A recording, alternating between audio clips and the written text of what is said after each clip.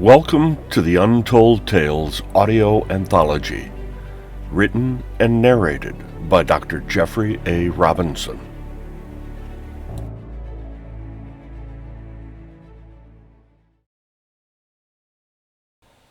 Happy Deathday. Reese grimaced as he worked his way through the math problem. As he carefully wrote out the equation in the next step, his grandfather spoke up. "Wait, Reese, you missed a term expanding that polynomial. Check the terms again." Frowning, he compared what he had just written to the previous line and found his error. Glancing up at the monitor in front of him, he smiled as his grandfather smiled back and nodded with approval. "Thanks, Papa," he said. Then he finished the problem and said, "That's it, I'm all done." Examining his worksheet for his math class tomorrow, he nodded and said, "That was hard. I don't know what I'd do without your help." The old man on the video monitor smiled and replied, "You're lucky to have a grandfather who is an engineer. I always loved math, and I'm glad someone in our family has inherited my interests. Your father didn't. He always hated math." Reese smiled even harder, knowing that his grandpa was right. "Well, it's been my favorite subject for a couple years now, but it's gotten harder since they placed me in the honors program. I'd never maintain my grade point average if it weren't for your help." "Well, it's wonderful to work with you like this," said the grandfather. "I don't think there's anything grandparents enjoy more than helping their grandchildren. But don't fret about how difficult it is. The first year in high school is always the hardest. There are so many changes to adapt to." "No kidding," replied Reese. "It's hard enough juggling 6 different subjects at once. It's even harder when you skip a grade like I did." "That's true. But you're handling it well." Pausing, the old man looked at the books and papers scattered around Reese's desk. "So, what can I help you with next? Science? History? History was never my strongest topic, but I can help anyway. I could quiz you on important facts and dates." "Nah," said Reese, pushing his papers and books to one side. "If I do any more homework right now, I'm afraid my brain will melt." They both laughed. "You know, Reese, this time we spend together is really important to me.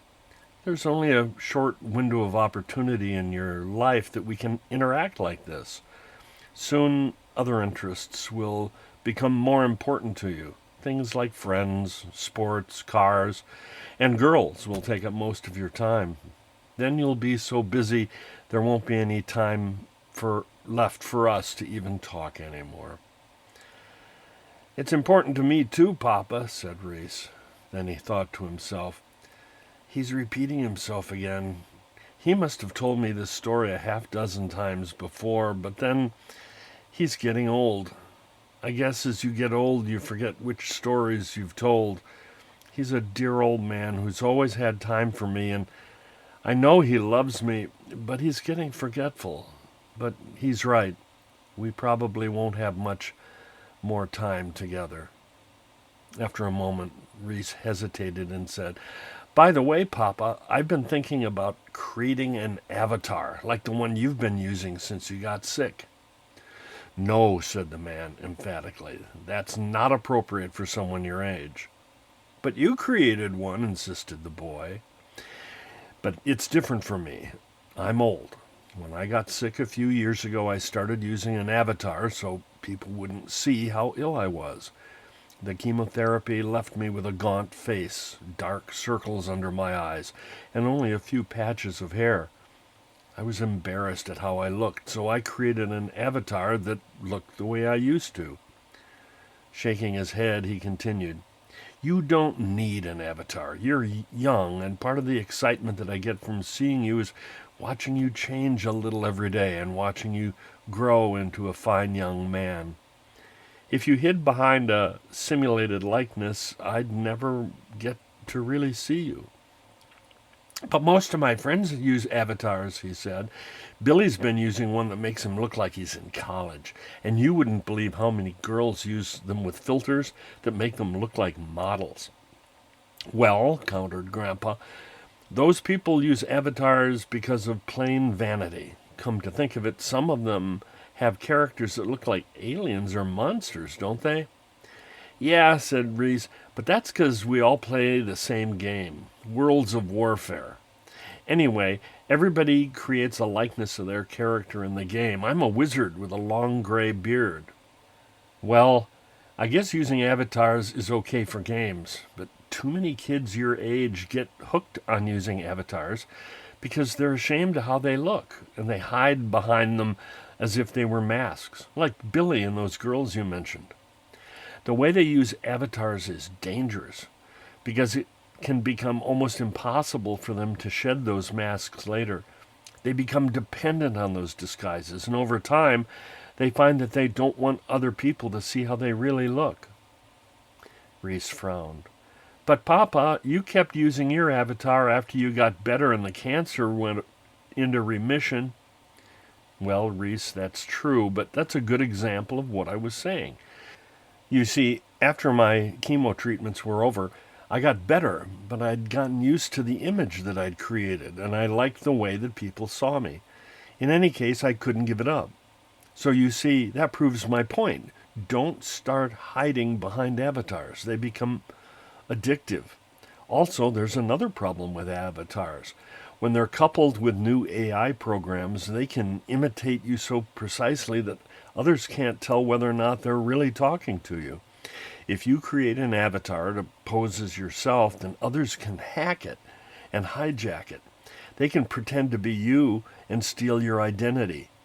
Deep fakes like those can really cause a lot of trouble. I hear the police are being flooded with incidents like that all the time nowadays. Do you understand what I mean? It can really be dangerous. Reese stopped arguing. He could never counter his grandfather's logic. Then he grinned, thinking, maybe I should consider going out for the debate club. After a few seconds, the old man changed the subject and asked, so, do you have any more homework for the weekend? We could get an early start and get the assignments out of the way. That would give you more time to play online with your friends. Unless you're tired.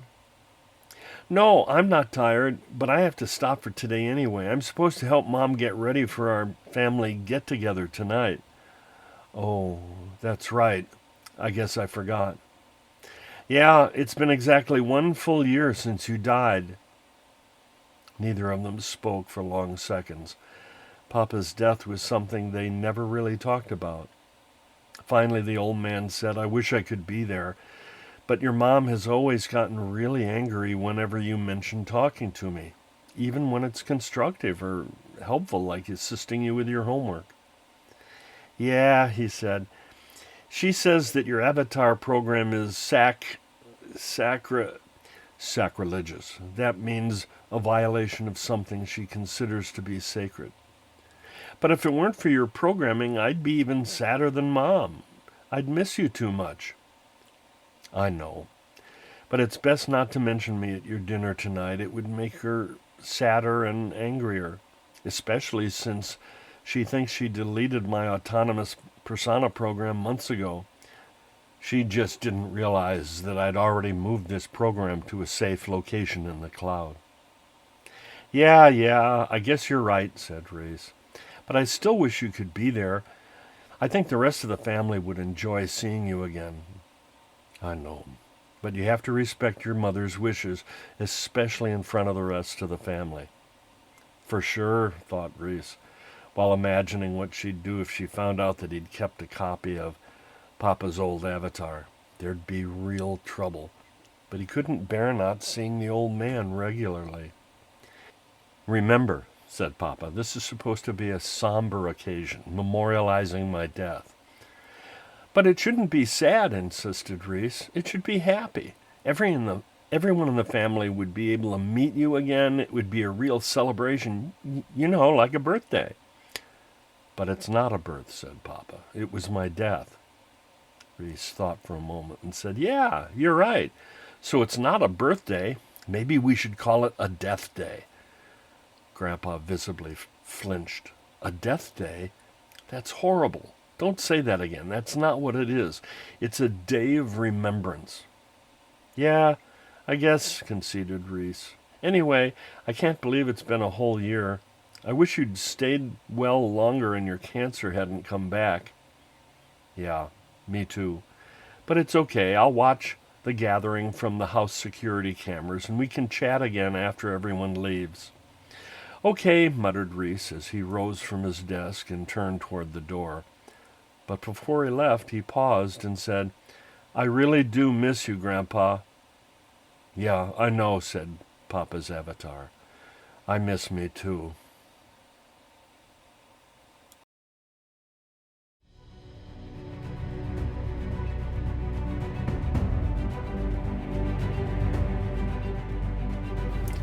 Thank you for listening. As you know by now, we love our listeners, fans, patrons, and supporters. Please let us know what you think of our podcast and our stories. The best way to do that is to subscribe to our podcast at untold-tales.com. By doing so, you'll be added to our mailing list so you can be notified of upcoming episodes, blogs, and other information. Thanks again for listening, and have a great day.